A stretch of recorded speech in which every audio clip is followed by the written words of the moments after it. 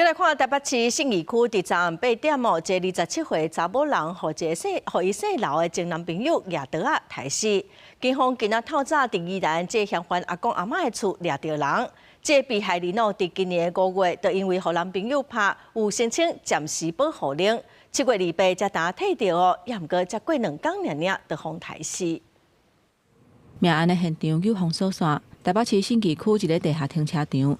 30暗8点发生感情纠纷的凶杀案。就看到医护人员好像很紧急在要往某个地方跑去抢救，然后他们就冲下去地下室了。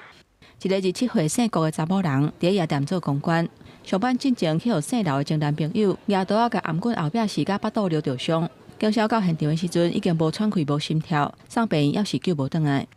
开租赁车，然后并且更换这个摩托车。往新北市的方向，然后走北宜公路往宜兰逃逸。警方透过监视器，确认嫌犯走去宜兰五街。3点钟后，伫嫌犯因外公因兜外口甲逮捕到案。攻击用的东西都在家里吗？有。落网的时候心情是平静啊，然后他有关于凶刀的部分，他是放在家里已经很久了，他没有目前那个来源的部分还要再厘清。信义分局表示。这个洪台是姓郭的查某人，今年5月15去互这个姓刘的男朋友拍，有向分局申请暂时保护令。台北地方法院7月2日核定生效，无到2天才发生这个悲剧。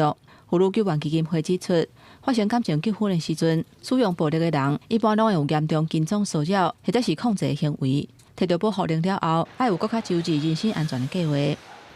工作的上班的路线，还有回家的路线，还有一些可能在上网一些资讯上面，可能有些他就暂时不要做一些公开或是 po 文的部分，尽量不要一个人在外活动或一个人活动的时候要特别留意。警方指出，保护令还未发落来进前，若感觉有即时的危险，会当申请紧急保护令。行为若严重者，会当建请检察官申请甲对方羁押。